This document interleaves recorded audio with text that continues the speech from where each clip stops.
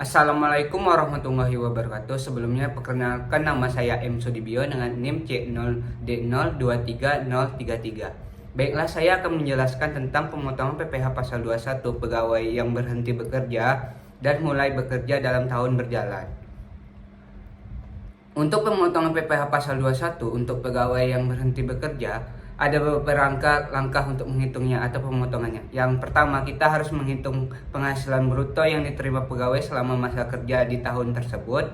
Kedua, kita akan menghitung penghasilan neto atau penghasilan bersih dengan mengurangkan biaya jabatan dan biaya iuran pensiun jika ada dari penghasilan bruto atau penghasilan kotor. Ketiga, yaitu dengan cara menghitung penghasilan neto setahun dengan menggunakan faktor pengali sesuai dengan masa kerja. Keempat, menghitung penghasilan kena pajak atau PTKP dengan mengurangkan penghasilan tidak kena pajak atau PTKP dari penghasilan neto setahun.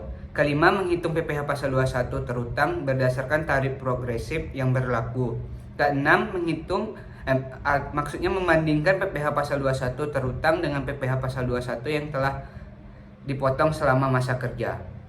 Untuk contoh penghitungan, Pak Andi seorang karyawan pegawai berhenti bekerja pada tanggal 30 Juni 2024. Gaji per bulannya yaitu sebesar 10 juta rupiah dengan status tidak kawin dan tanpa tanggungan.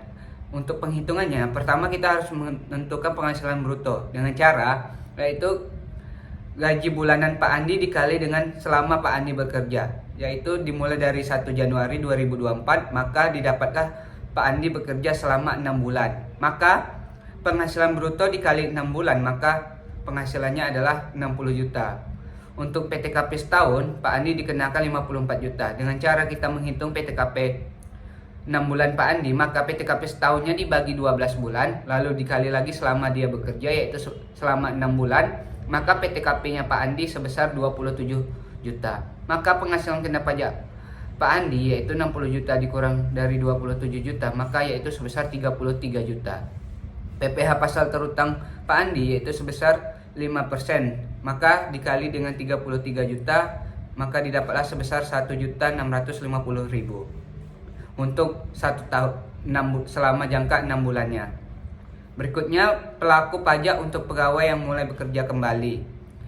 Dengan pertama, jika pegawai mulai bekerja kembali pada pemberi kerja, yang membedakan dalam tahun yang sama, untuk pertama kita harus pegawai wajib menyerahkan bukti pemotongan PPh Pasal 21 atau formulir 1721 per A1 dari pemberi kerja sebelumnya kepada pemberi kerja baru. Kedua, pemberi kerja baru akan menghitung penghasilan yang telah diterima dan pajak yang telah dipotong sebelumnya dalam penghitungan PPh Pasal 21 untuk sisa tahun pajak. Ketiga, jika terjadi kelebihan pembayaran pajak, pegawai dapat mengajukan restitusi melalui SPT tahunan PPh orang pribadi.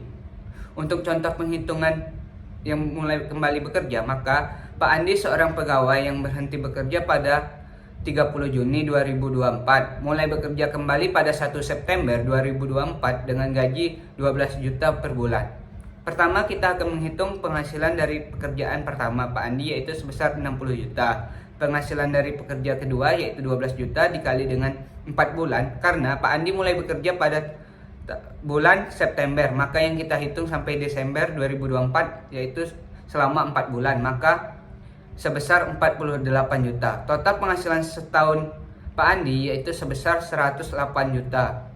Dengan PTKP setahunnya 54 juta, maka penghasilan kena pajak Pak Andi yaitu sebesar 54 juta. Dan PPh Pasal 21 terutangnya yaitu 65% dikali 60 juta, maka didapatlah 3 juta untuk PPh Pasal 21 terutangnya untuk 1 tahunnya.